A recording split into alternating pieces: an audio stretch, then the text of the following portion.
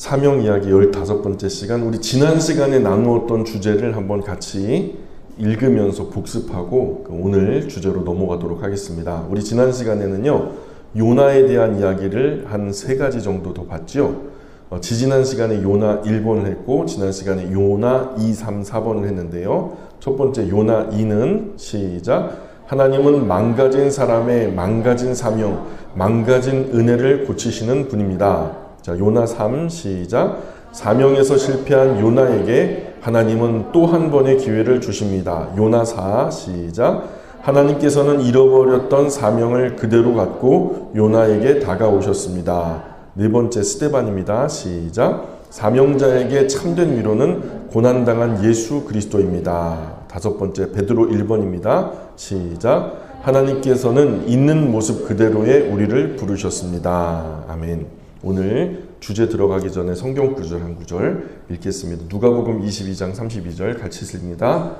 그러나 내가 너를 위하여 내 믿음이 떨어지지 않기를 기도하였노니 너는 돌이킨 후에 내 형제를 굳게 하라. 아멘.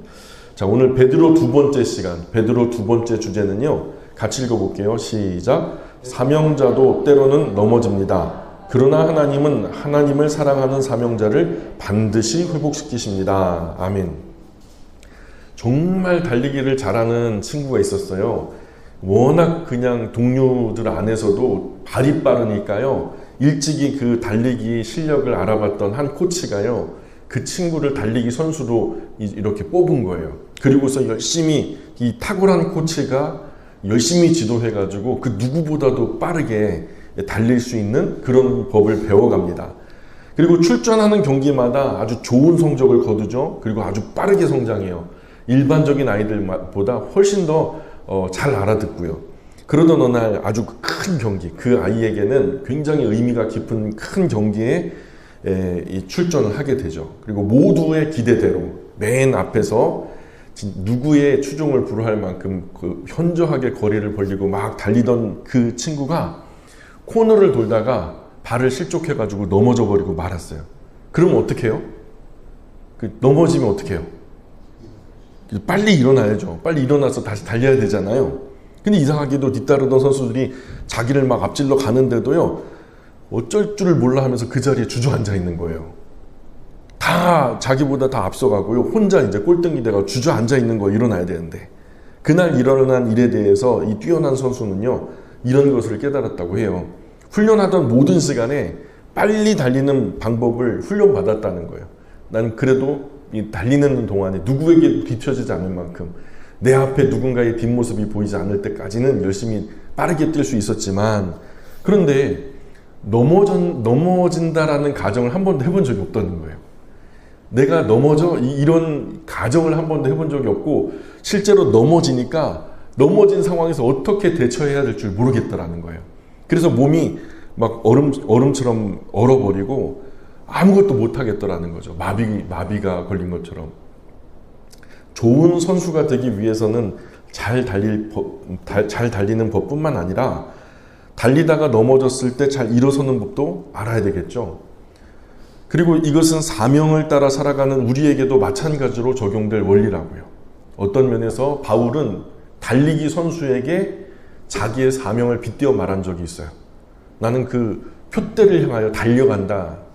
마치 법대로 경기하지 않으면 후에 면류관을 얻지 못한다. 이런 이야기들은 전부 다 무엇을 염두에 두고 했던 말이냐면, 달리기 선수가 달리기 경주를 하는 것을 보고서 그것을 신앙에 빗대어서 바울이 예로 말한 거거든요. 그런 것처럼 우리 모두는요, 하나님 안에서 하나님의 자녀가 되었고, 자녀가 된 이후에 여러 가지 사명을 부여받은 사람들로서 우리에게도 사명자로서 마땅히 적용될 원리라고 저는 생각합니다. 좋은 사명자가 되기 위해서 사명을 잘 감당하는 방법도 배워야 하겠지만, 혹여 주어진 사명에 실패했을 때 그 실패를 딛고 일어서는 법도 잘 알아야 하는 거죠. 예수님 제자 중에서 큰 넘어짐을 경험한 2사람이 있어요. 누구와 누구죠? 예수님의 12제자 중에서 큰 넘어짐을 경험한 2사람. 가룟 유다하고요, 베드로하고요. 그쵸? 가룟 유다는 그 실패로 인해서 영벌에 이르죠. 이것은 그런 베드로는요, 그 실패를 딛고서 회복되었어요. 이것은 그 두 사람 실패는 실패한 정도 차이가 심했기 때문이 아니에요. 예를 들어서 베드로의 실패는 작고 가룟 유다의 실패는 너무 컸기 때문에 뭐 그런 일이 벌어졌다 이렇게 말할 수가 없어요. 베드로가 자신의 실패를 딛고 일어설 수 있었던 것은 그 마음에 여전히 예수님에 대한 사랑이 있었기 때문이죠. 베드로는 실패하는 순간에도 예수님 향한 사랑을 가지고 있었어요. 그 입술로 배반하고 모른다 부인하고 맹세까지 하는 상황에서도 베드로 안에는 예수님에 대한 사랑이 있었죠. 근데 그 사랑을 나타내기에는 두려움이 너무 컸던 거죠. 그래서 다만 연약한 사람이기 때문에 사랑하면서도 두려움 때문에 넘어졌던 거예요. 그러나 가룟 유다는 그렇지 않았어요. 가룟 유다가 실패한 그 자리에 예수님을 향한 사랑, 존중 이런 거 없었어요. 그렇죠? 베드로의 기사를 읽을 때 거기에 사랑이 느껴지던가요? 사랑하는 여러분, 우리가 진짜 사명자로 삶을 살다가 넘어질 때도 있고 실패할 때도 있죠. 우리가 왜 실패하지 않아요? 연약한 사람인데. 그러나 진짜 사명자는 그러한 때도 절망하지 않아요. 그에게는 다시 일어날 수밖에 없는 이유, 아직 여전히 예수님을 사랑하기 때문이죠. 그러므로 중요한 것은 어떻게 실패하고 어떤 일로 넘어졌고 내가 넘어짐으로 인해서 얼마나 큰 소식이 있었느냐, 그게 아니라요, 예수님을 향한 사랑이 현재적으로 지금 내 안에 있는가, 이걸 점검해야 되는 거죠. 넘어진 그 자리에서 점검할 것은 손해가 얼마나 큰가, 나 때문에 얼마나 많은 사람들이 실망했을까, 아이고 창피하다, 이런 것들을 점검하는 게 아니라 사명의 일을 하다가 실패한 그 자리에서 다시 한번 점검할 것은 내 안에 주님을 향한 사랑이 여전한가. 아멘. 예. 예수님께서 실패한 베드로에게 원하셨던 것은 실패에 대한 구구절절한 어떤 변명이나 아니면 반성문 정도가 아니었어요. 그저 아직도 자신을 사랑하고 있다라는 사랑의 고백이었죠. 그리고 이것은 너무 자주 넘어지고 너무 자주 실패하며 살아가는 저와 여러분에게도 마찬가지예요. 하나님은 우리의 구구절절한 변명 대신에 누구 때문에 그랬어요? 뭐 때문에 그랬어요? 이것 때문에 그래요? 저것 때문에, 그 구구절절한 변명이나 하나님 제가요 진짜 잘못했거든요 하면서 반성문, 회개의 반성문을 쓰는 그것과는 다르게요, 아직도 내 안에 실패한 그 자리에서요, 아직도 내 안에 주님을 향한 사랑이 있음을 고백하기를 원하시는 거예요. 주님 아시죠? 제가 이런 큰 실수를 했어요. 맞아요. 제가 정말 씻을 수 없는 잘못을 저질렀어요. 맞아요. 그러나요, 제 안에 주님을 향한 사랑이 있다는 거 주님이 아시죠? 주님 아시죠? 지금도 여전히 주님 위에 살고 싶고요. 지금도 여전히 주님의 종 되고 싶어요. 그런 마음을 점검한다는 거예요. 그럼에도 불구하고 하나님 사랑합니다. 그럼에도 불구하고 예수님 사랑합니다. 그리고 주저앉은 그 자리에서 하나님을 향해 사랑을 고백하는 그 자녀를요, 하나님은 반드시 다시 일으켜 세우세요. 그 사명을 다시 감당하게 하십니다. 정리할까요? 신실한 사명자도요, 때때로 넘어지고 실패해요. 넘어지고 실패하지 않은 사명자는 세상에 단 한 명도 없어요. 그러나 그 마음에 하나님 향한 사랑이 변함없는 한 하나님은 반드시 그를 회복시키시고 다시 그분의 존귀한 일로 사용하신다는 거예요. 혹시 지금 나는요, 실패와 낙담 속에 있나요? 하나님을 의뢰하기 소망합니다. 넘어진 베드로를 일으켜 세우고 다시 그에게 커다란 사명을 맡기신 그분은요, 아직도 하나님을 진심으로 사랑하는 저와 여러분을 절대로 외면하지 않으실 거예요. 넘어졌다 그러면 넘어진 것의 원인을 찾기보다요, 먼저 아직도 내 안에 주님을 향한 사랑이 있냐, 이것을 점검하시기를 바랍니다. 두 번째요, 바울 1번 같이 읽어볼까요? 시작. 하나님은 바울을 그분의 자녀로 불러주셨습니다. 그러나 바울은 이 세상에서 그리스도를 위한 노예로 살겠다고 고백합니다. 고린도전서 4장 5절입니다. 시작. 우리는 우리를 전파하는 것이 아니라 오직 그리스도 예수의 주 되신 것과 또 예수를 위하여 우리가 너희의 종된 것을 전파함이라. 아멘.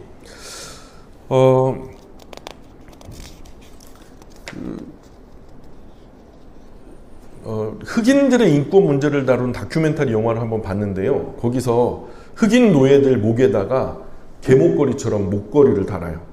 그래서 쇠로 된 착고를 걸어버려요. 그리고 그 목걸이에 가격표를 달아요. 그래서 아빠, 엄마, 아이들 각각 목에 이 노예는 얼마, 이 노예는 얼마, 이 노예는 얼마 값이 매겨져 있단 말이에요.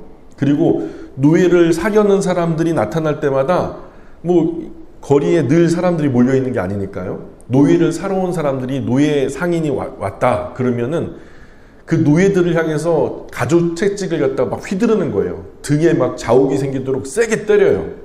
그럼 그 채찍으로 등짝을 후려쳐요. 채찍에 맞을 때 그럼 노예는 어떡하죠? 너무 아프니까 괴로움에 몸부림을 치면서 펄쩍펄쩍 뛰어요. 그렇게 해서 이 정도의 매로는 이 노예는 끄떡도 하지 않을 뿐더러 이렇게 튼튼하고 활기 있고 힘 있는 노예니까 아마 당신네 농장에 가면 일을 잘할 겁니다 하는 거를요 채찍질을 하면서 노예를 그렇게 증명한다는 거예요. 그러면 노예를 더 비싼 값에 팔 수 있었다는 거예요. 그렇게 아버지가 팔려가면 남겨진 아내와 아이들은요 끌어안고 막 목소리가 나오지 않도록 울부짖어요. 그러나 잠시 후에 또 엄마가요 또 다른 사람에게 팔려가고요 이제 울부짖던 자녀들이 각각 다른 사람 손에 뿔뿔이 흩어져 끌려가는 것이 노예의 일반적인 운명이었죠. 노예 어때요? 좋은 이미지예요? 낭만적인 이미지예요? 근데요 오늘 보세요. 바울은요 자신을 바로 그런 노예로 소개합니다. 나는 예수 그리스도의 노예라. 나는 예수 그리스도의 노예라. 어때요? 좀 낭만적으로 들리세요? 되게 아름다운 이름처럼 보이시나요? 이것은 낭만적이고 시적인 표현이 아니에요. 바울은 실제로 예수님으로부터 그런 대접받기를 좋아했어요. 그냥 예수님의 그 발에 밟힌 바 되어도 나는 죽기까지 주님의 종 되겠다라고 헌신한 것이 바울이거든요. 무엇이 그로 하여금 그렇게 비인간적이고 부당한 대접을 받으면서 로마 시민권자임에도 불구하고 그냥 가만히 있으면 자유인인데 스스로 종되는 삶을 꿈꾸게 했을까요? 노예의 삶은요 상상하기조차 끔찍한 그림이죠. 늘 채찍에 맞는 것이 일상이에요. 심심하니까 막 때려요. 주인들이 일 안 한다고 때리고 열심히 하는데도 또 때리고 그리고 정해진 잠자리도 없어요. 그냥 헛간 지푸라기 위해서 짐승처럼 뒹굴며 잠이 들죠. 언제 잠이 들었는지도 모르게 잠이 들어. 너무 피곤하게 일을 부리니까. 그리고 먹을 것이 없으면 굶어요. 주인의 하찮은 소유물 중 하나로 대접받아요. 그렇게 중노동에 시들어 죽어가는 것이 노예의 일생이었어요. 바울은 이런 노예의 일생을 너무 잘 알고 있었어요. 그런데 그는 자신을 그리스도의 노예라고 말해요. 바울은 예수님의 강제력, 예수님의 어떤 지배력에 못 이겨서 노예가 되려는 게 아니에요. 예수님 무서워서 그러는 게 아니라고요. 오히려 바울은 사랑이신 하나님, 긍휼이 풍성하신 하나님, 그분의 선하신 성품을 저와 여러분보다 훨씬 더 풍부하게 잘 알고 있던 사람이에요. 그렇게 사랑과 긍휼에 풍성하신 하나님의 자녀로서 그 정체성이 바울의 심장에 분명히 각인되었어요. 이런 바울이 어떤 강제력에 사로잡힌 것처럼 자신이 예수 그리스도의 노예로 살겠다라고 말하고 있는 거예요. 지금 스스로. 누가 바울에게 그리스도의 노예로 살 것을 강요했나요? 너 그렇게 안 하면 저주받아. 너 그렇게 안 하면은 요절할 거야. 너 그렇게 안 하면은 그 다른 사람들이 널 죽일지도 몰라. 이런 식으로 강제했나요? 강요했나요? 아니죠. 하나님도 예수님도 그 누구도 아닌 자기 자신이 그렇게 하고 있어요. 스스로. 바울 자신도 하나님께서 자신을 그분의 자녀로 불러주셨고 그렇기 때문에 자신이 예수님의 친구요. 하나님 같은 아버지 하나님의 양자 되었으니까 형제인 거죠. 엄격하게 말하면 우리는 예수님의 친구요. 예수님의 형제인 거예요. 자, 그런데 바울은 예수님의 친구나 형제가 아니라 예수님의 노예로 살겠다는 거예요. 이것은 하나님 사랑에 대한 독특한 신앙 고백이에요. 또 바울은 예수님 이름을 위해서 이 땅에서 살아갈 때에 예수님이 그러셨던 것처럼 자신도 세상으로부터 멸시천대를 받으면서 결국 비참하게 버림받게 될 것을 너무 잘 알고 있었어요. 그런데 바울은 아무 강제나 아무런 강요가 없었음에도 불구하고 예수님 이름을 위해 사는 인생의 또 다른 표현인 예수님의 노예와 같은 삶을 살겠다고 스스로 낮아진 거예요. 정리할게요. 사명자는 이 세상에서 예수님 이름 위에 삽니다. 사명자는 예수님을 주인으로, 나는 종으로 두고 살아가는 사람들이에요. 예수님 이름 미워하는 세상은 사명자를 가만 놔두지 않아요. 사명에 사로잡히는 순간부터 그는 노예처럼 무시당하고요. 마치 처음부터 학대당하고 무시당하고 하찮게 여겨지는 것이 당연한 것처럼 여겨질 거예요. 그리고 그렇게 선언한 이후로 정말 고단한 삶을 살아가게 될 거예요. 바울의 삶이 그랬죠. 잠도 제대로 편안하게 못 잤죠. 여러 위험에 늘 노출되어 있었어요. 그를 죽이려는 사람들도 40명 넘게 쫓아다니고 있었고요. 감옥 안에서는 어때요? 강물의 위험? 동족은 괜찮았나요? 이방인들은 어때요? 40에서 하나 감한매를 5번이나 맞아요? 도적의 위험도 있었어요. 얼마나 많은 어려움들이 그를 괴롭혔어요. 여러분은 예수 그리스도의 노예로 살고 있나요? 그렇지 않다면 예수님의 노예로 살 준비는 되셨나요? 아니면 그럴 마음이 아예 애초부터 없었나요? 지금 이후 어떤 삶을 살고 싶으세요? 지금 바울처럼 나는 예수 그리스도의 노예다 라고 선언할 그런 마음의 준비가 되셨어요?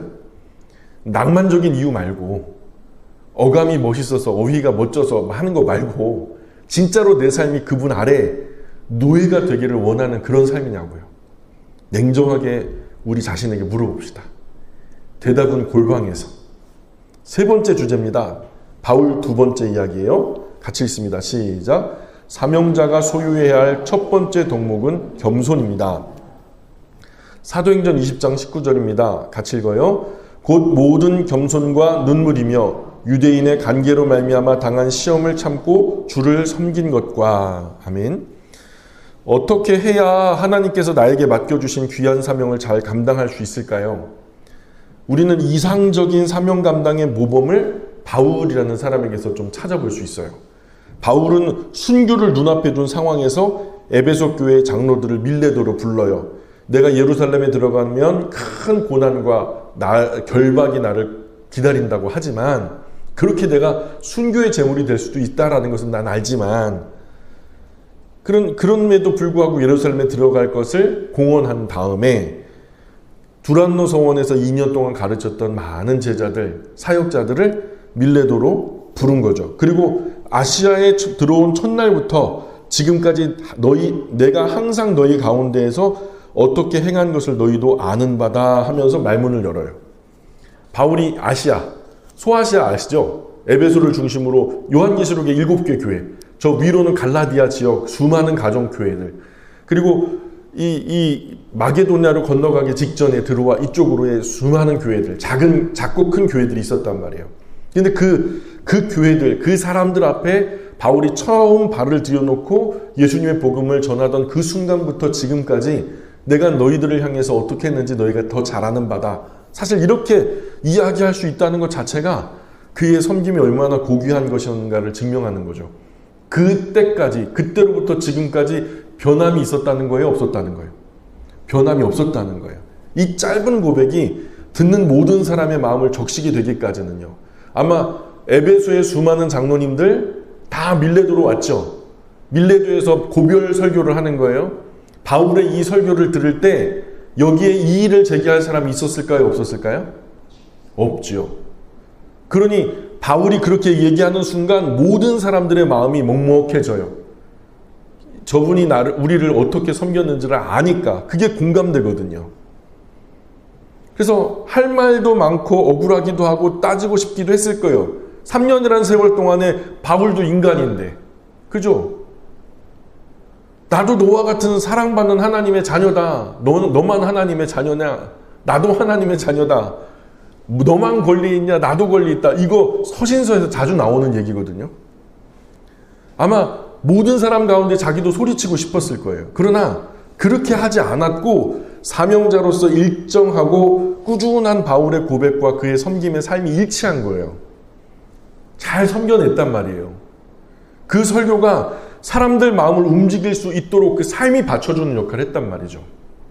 그래서 바울은 사명 따라 살아온 자신의 삶을 아주 짧은 문장으로 표현하고 있는데, 모든 겸손과 눈물이며 유대인의 관계를 인하여 당한 시험을 참고 주를 섬긴 것과, 이렇게 설명해요. 바울의 이 고백은 그가 수없이 많은 겸손과 눈물을 요구받았고 수없이 많은 관계와 시험들로 고통당했음을 보여주는 고백인 거예요. 그리고 그와 동시에 겸손과 눈물과 인내가 사명을 감당하는 사람이 마땅히 갖추어야 할 필수적인 덕목이라는 것을 잘 보여주는 장면이죠. 바울처럼 사역하고 싶으세요? 그러면 우선 눈물을 채워야 되거든요. 겸손과, 모든 겸손과 눈물을 채워야 되는 거죠. 자, 그래서 그 고백 속에서 첫 번째 등장하는 덕목이 바로 뭐냐? 겸손. 그렇죠? 겸손. 모든 겸손. 여기서 겸손은 원어적인 의미로 볼 때는 비참이라는 뜻이에요. 비참. 사명 감당하는 사람이 견지해야 할 첫 번째 자세는요, 스스로 비참함을 자각하고 자신을 낮추는 일이라는 거죠. 그냥 사람들 앞에 당신에 비해서 나는 하자품입니다. 나는 비참한 사람이, 당신은 이만큼 높은 사람이, 그거 얘기하는 게 아니에요. 지금부터 성경이 말하는 겸손함에 대해서 우리가 한번 생각해 보자고요. 흔히요, 우리가 겸손을 자신의 존재나 지식을 드러내지 않고서 조용히 숨어 지내는 것 정도로 생각해요. 그런 의미의 겸손은 사명에 따라 사는 일에 유익하지 않아요. 성경에서 말하는 겸손은 그런 게 아니에요. 사명 따라 살다 보면은 때로는 불같이 일어날 때가 있죠. 무조건 자기를 낮추는 것만 능사는 아닌 거예요. 여기서 바울이 말하는 겸손은 우리가 흔히 생각하고 세상이 일반적으로 말하는 겸손하고는 의미가 달라요. 세상이 말하는 겸손은 사람들의 인정과 높임받지 않고자 애써 자기를 낮추고 감추는 정도로 그 의미가 정리돼요. 일반적으로 말하는 겸손이라는 것은 그런 의미예요. 그러나 이것은 성경이 요구하는, 또 성경이 의미하는 그런 겸손은 아니라는 거예요. 성경이 말하는 겸손은 우선 예수님의 십자가 앞에서 시작돼요.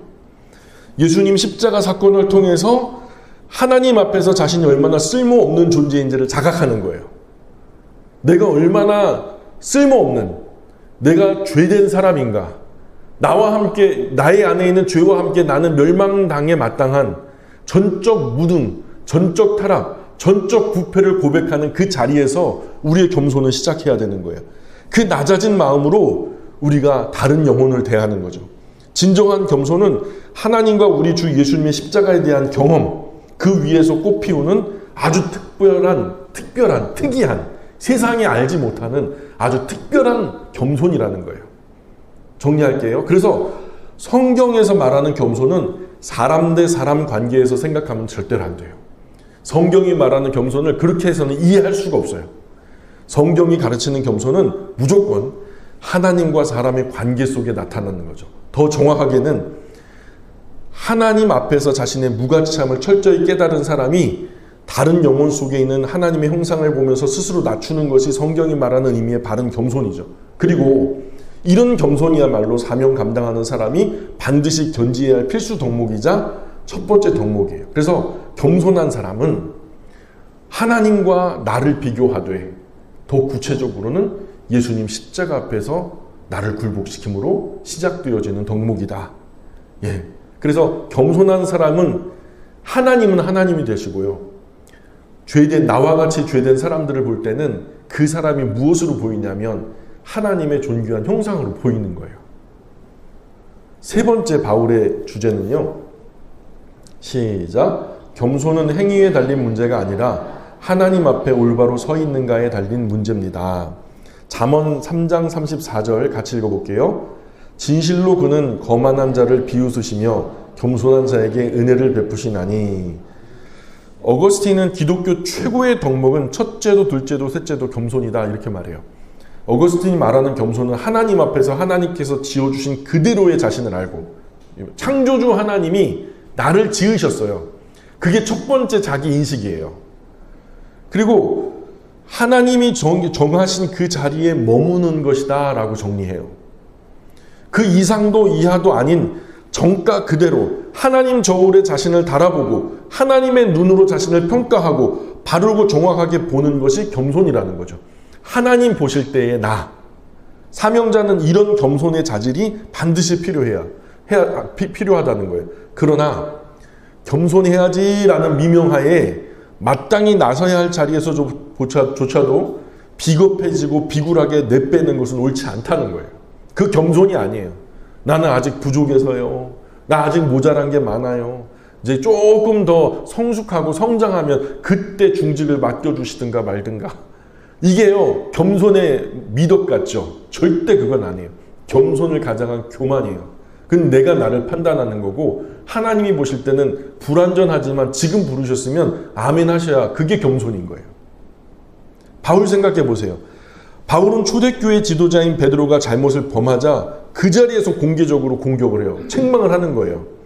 베드로를 책망했던 당시 바울은요, 이제 갓 예수님 믿기 시작한 사람이었죠.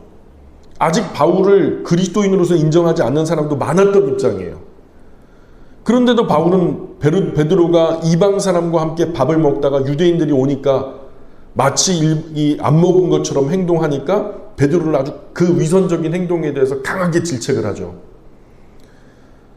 그래서 세상의 일반적인 눈으로 볼 때 바울의 이런 행동은 겸손하게 보이지 않아요. 아직 교회 안에 들어온 지 얼마 되지도 않은 사람이, 아직 신앙의 어떤 성숙함을 기대할 수도 없는 그런 연약한 사람이 예수님의 직계 제자인 사도에 대해서 질책을 해? 이거 교만하게 보일 수 있죠.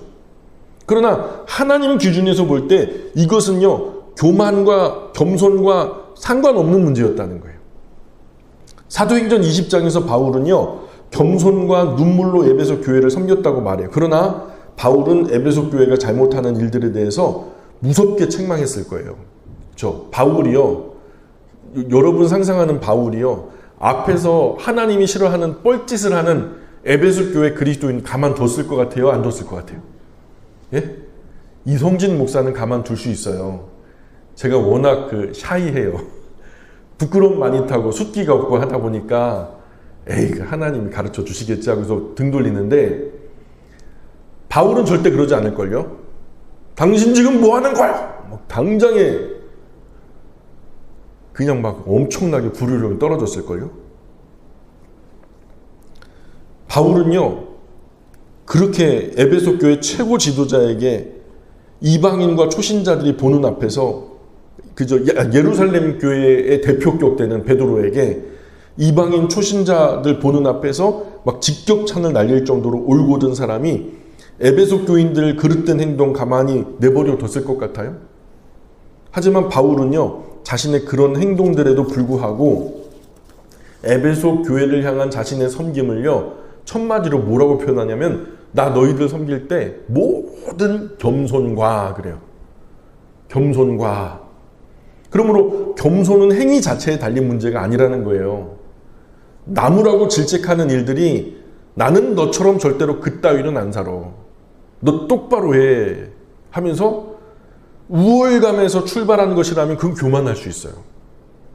그러나 무가치한 자신을 가르치는 자로 부르신 하나님 앞에서 어찌하든 간에 내가 주님의 몸된 교회, 핏값으로 사신 교회의 지도자로서 있는 한 하나님 존전 앞에서 부끄럽게 행동하는 그리스도인은 있으면 안 된다라는 사명감에서 자기가 맡겨진 양들에 대해서, 자기에게 맡겨진 그리스도인들에 향해서 불같이 흥분하고 분노하고 질책하는 것, 그 사명 한번 잘 감당해 보겠다고 그 사명감에서 출발한 분노요 질책이었다면 저는 오히려 그것이 겸손한 행동이었다라고 믿어요.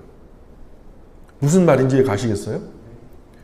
바울은 아시아라는 낯선 땅에 와서 주어진 사명 감당하면서 사명자에게 필요한 자질과 덕목을 수없이 발견했을 거예요.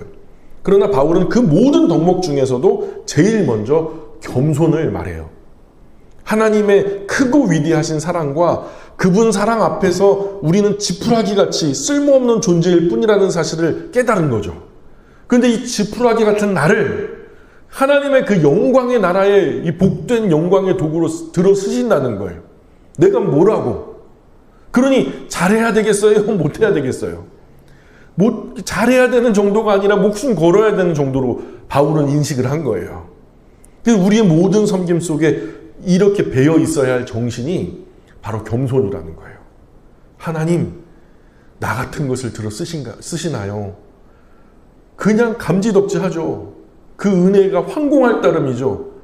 그러니 죽도록 충성하라 하셨으니 죽도록 충성을 하는데 오늘도 죽지 못해서 죄송한 마음으로 잠들고 내일 아침에 눈 뜨면서 오늘은 죽어야지, 오늘은 주님 영광에서 뛰다가 죽어야지 난 마음으로 죽도록 충성하다가 또 내일 저녁에는 죽지 못해서 죄송한 마음으로 잠들고, 이게 어쩌면 우리의 겸손한 사명자의 자세가 아닐까. 정리할게요. 겸손은 사명자가 갖추어야 할 첫 번째 덕목이다. 우리는 예수님께서 나를 위해 짊어지신 십자가 앞에서 나 자신이 아무런 쓸모없는 사람이라는 것을 고백해야 돼요. 그걸 깨달으셔야 돼요. 그 사랑과 은혜 때문에 할 말을 잃은 사람이 아니면 결코 사명자로서 기본적인 자질을 갖춘 사람일 수 없다라는 사실을 깨닫게 합니다. 그래서 뭐든 사명 하나씩은 잡아보셔야 돼요. 그리고 함부로 말하는 거 조심하셔야 돼요. 다른 사명자들에 대해서 평가하고 평가절하하고 하는 거 조심하셔야 돼요. 하나님의 종은요, 하나님이 평가하세요. 내가 중간에 잘못된 평가하면요, 그 잘못된 평가만큼 나에게 하나님께서 진노하시는 거예요. 그분의 종, 그분의 노예에 대한 평가는 그분이 하신다. 그래서 진정한 겸손은 그 십자가 앞에서, 이 지점에서 출발하죠. 십자가 앞에서. 다섯 번째, 바울 네 번째 주제입니다. 시작. 사명자가 소유해야 할 두 번째 덕목은 눈물입니다. 자, 우리가 방금 읽었던 20장 19절에 대한 이야기죠. 같이 읽어볼게요. 시작. 곧 모든 겸손과 눈물이며 유대인의 관계로 말미암아 당한 시험을 참고 주를 섬긴 것과. 사명자에게 필요한 두 번째 덕목은 눈물입니다. 전승에 의하면은요, 바울은 키가 작았다 그래요. 그리고 배가 볼록 나왔다 그래요. 볼록이란 말은 없어요. 근데 키가 또 작았고 배도 볼록 나왔고 짙은 눈썹에 그 눈썹이 붙었대요. 그리고 머리도 벗겨졌대요. 성격도 아주 그냥 불같았대요. 그래서 회심하기 전 바울이 보여준 두 가지 모습에서 피도 눈물도 없는 진짜 냉정한 사람이구나. 못생기기도 더럽게 못생겼고 성격도 아주 그냥 모 같은 거예요. 자, 바울은요, 스데반에게 돌 맞아 순교당한, 스데반 집사님이 돌에 맞아 순교당할 때 그를 사형 죽여야 된다라는 편에서 표를 던졌던 사람이고, 그를 죽이겠다는 사람들의 겉옷을 다 거두어서 자기가 맡아줄 테니까 걔를 죽여라 앞장섰던 사람이 바로 바울이었어요. 그 후에도 그리스도인들을 잡아 가두려고 대제사장에게 사법 권한을 부여받아가지고 다마스커스 성까지 달려가서 그리스도인들 잡아가지고 고문하고 못된 짓하고 막 괴롭히려고, 그리고 많은 사람들을 예루살렘으로 다시 잡아와가지고 또 가둬버리려고 살기등등하게 쫓아갔던 인물이 바울이죠. 그런데 그런 바울이 사도행전 20장에서 겸손에 이어서 눈물로 영혼을 섬겨놓으라고 고백하고 있어요. 물론 눈물이라고 해서 모두 같은 것은 아니죠. 눈물이라는 게 모두 선한 눈물은 아니에요. 악어 있죠. 악어 입안에서 악어는 입 안에 수분을 보충해야 된대요. 수분을 늘 보충해 주어야 해서 그래야 이제 먹이를 입안에 넘길 때 좋고, 혹여 바다 악어 같은 경우에는 염분을 배출해야 되는데 특별히 배출할 수 있는 기관이 없으니까 그렇게 눈물을 흘린다네요. 그래서 악어가 먹잇감을 잡을 때 눈물을 흘려요. 이게 언뜻 보면 잡아먹히는 동물이 불쌍해서 먹으면서도 난 어쩔 수 없이 먹는 거야. 근데 잡아먹히는 너를 보니까 너무 불쌍하고 미안하고 그래. 그래서 마치 죽어가는, 자기 입에 희생당하는 동물이 불쌍해서 눈물 흘리는 것처럼 보이죠. 그래서 거짓된 눈물을 비유적으로 말할 때 악어의 눈물이라고 말하죠. 세상에는 악어의 눈물을 흘리는 사람이 정말 많아요. 속여 먹으려고 거짓된 눈물을 흘리고요. 더 많은 이익을 얻으려고, 또 누군가에게서 무언가를 뺏으려고, 더 많은 사람의 지지를 얻으려고, 인기를 얻고자, 또 요즘에는 조회수를 얻고자, 그 외 여러 가지 목적에서 거짓된 눈물을 흘리는 사람들이 많아요. 이른바 거짓된 눈물, 악어의 눈물. 하나님 앞에서 죄인된 사람 마음이 영적으로 자유로워지면은 눈물이 왈칵 쏟아지죠. 죄가, 나를 짓누르던 죄가 예수 그리스도의 십자가의 은혜로 벗어지는 해방감을 맛보면서 그 감격과 감동 때문에 울컥 눈물이 막 쏟아지기도 해요. 그러나 자기 신세가 스스로 생각하기에 너무 가엾고 처량하고 한스러워서 나오는 눈물도 있어요. 그죠? 예전에 우리 어머니들 새벽 예배 나오시면은 많이 그러셨죠. 천막교회 때는요, 우는 소리밖에 안 들렸어요. 예, 천막교회에 있었을 때 제가 어린 시절에 말도 잘 떼지 못할 때부터 원로 목사님이 새벽 예배 4시 반에 깨워가지고 자도 예배당에 나가서 자래요. 방석 2개 이어붙이고 거기서 이렇게 누워갖고 자는데 자다가 보면 시끄러워서 깨요. 근데 그러면은 권사님들, 집사님들 기도하고 계시는 거죠. 그 집사님들, 권사님들 기도하는 대부분 하면서 우는 거예요. 근데 우는 게 그게 나쁜 게 아니에요. 사실은 하나님 앞에서 우니까 가치가 있는 건데요. 하나님 앞에서 우는 게 아니고 우리가 그럴 때 있잖아. 인생 살다가 울적하고 내 신세가 이게 뭐냐, 너무 내가 불쌍하고 가엾고 처량 맞아가지고 그렇게 나오는 눈물도 있거든요. 서러움과 응어리가 안으로 점점 엉켜 들어가서 답답해서 막 터져 나오는 눈물도 있어요. 그러면 바울이 에베소 교회를 섬기면서 흘린 눈물은 과연 어떤 눈물일까? 왜 바울은 에베소 교회 사역을 하면서 눈물을 흘렸을까? 왜 바울은 눈물 흘린 것을 자신의 사도됨의 증거라고까지 언급할까요? 성경은 바울이 눈물 흘린 이유를 속속들이 다 말하고 있진 않아요. 그러나 그럼에도 불구하고 우리는 어렴풋이나마 바울이 흘렸던 눈물의 이유를 조금은 짐작해 볼 수는 있다. 사명을 감당하는 이의 고뇌에는요, 어느 정도 통하는 부분이 있거든요. 우리가 정서적인 사람이고 영적인 사람이라 이 눈물의 의미를 조금은 유추해 볼 수 있어요. 자, 아마도 바울이 영혼을 섬기며 흘렸던 눈물은 첫 번째 의미는 아마 이거였을 거예요. 구원받지 못한 영혼에 대한 전도자로서의 눈물이었을 거예요. 아직 구원이 이르지 못한 영혼을 보면서 안타까워서 눈물을 흘리는 거죠. 이런 마음 한번 가져보셨어요? 너무 사랑하는데 저 사랑하는 사람 예수님을 몰라. 근데 어느 날 말씀 중에도 결국에는 예수님 바깥에서 살다가 간 사람들은 천국에 못 가고 지옥형을 받는다는 거예요. 내 앞에 가까운 미래에 그의 삶이 결국 지옥으로 끝나게 될 것을 알면서 갑자기 미어 터지는 거죠. 가슴이 미어지는 거예요. 첫 번째 바울의 눈물의 의미는 바로 그런 눈물 아니었을까. 두 번째는 전도는 되었지만 아직 변화되지 않는 영혼을 향한 목회자의 눈물이었을 거예요. 세 번째는 사역을 해나가는 가운데 자신을 지키기 위한 구도자로서의 눈물이었을 거고요. 이것은 결코 막연한 추측이 아니에요. 사명 따라 살아가는 사람에게는 반드시 사명의 자리에서 겪는 방해와 어려움들로 인해서 아픔과 하나님의 도우심이 임하기를 간절히 소망하는 갈망, 그리고 자신의 영혼을 지키기 위해서 치르는 죄와의 싸움에서 오는 고뇌가 있거든요. 사명자라면 누구나 지고 가야 하는 이러한 종류의 짐들은요, 신앙의 경지가 높아진다고 또는 환경이 달라진다고 사라질 수 있는 것들이 아니에요. 저는 목회자로서 그런 경우 많아요. 그냥 예배가 시작되기 전에 마음이 만신창이가 되어버리는 거예요. 이미 목회자답지 못하고 제 안에선 전쟁이 일어났어요. 그래서 심지어는 여러 사람 내 안에서 죽였고 내 안에서 막 갖은 쌍욕이 막 일어난 거죠. 그런데요, 하나님이요, 등 떠밀면서 저기 올라가래요. 어디 올라가래요? 강대에 올라가래요. 거기 찬송하래요. 나의 이름으로 기도하래요. 그리고 나의 말을 선포하래요.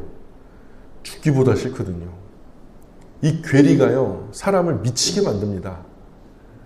그냥 딱 그 자리에서 죽어버렸으면 좋겠어요. 내가 불의의 도구가 되는 것 같은, 하나님 앞에서 큰 죄악을 저지르는 것 같은 양심의 가책을 느낄 때가 있거든요. 이 세상에는 죄와 더불어 싸우는 일이 필요 없을 정도로 온전하게 성화된 사람이 없어요. 단 한 사람도. 또 하나님의 은혜와 도우심이 끝나도 좋을 만큼 선한 상황도 있을 수 없고요. 그러므로 참된 사명자는요, 자신의 사명과 영혼을 위해서 늘 울 수밖에 없어요. 그렇죠. 내게 맡겨주신 영혼들, 목회자만 그런 게 아니고요. 여러분 사방팔방에 아직 예수님 모르는 사람 있잖아요. 가족 중에도 있잖아요. 그렇죠? 사랑하지 않아요? 근데 불과 몇십 년만 더 하면 지옥에 가서 앉아있겠네? 괜찮겠어요? 별로 실감이 안 나요?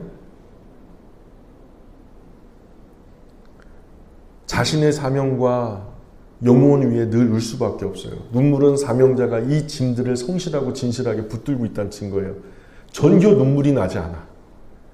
전혀 구원에서 저 구만리 밖에 있는 것 같은데도 그런 영혼들을 봐도 눈물이 나지 않고 어떤 변화되지 않고 뭐 달라지지 않는데도 별로 그냥 뭐 마음에 각성이 없어.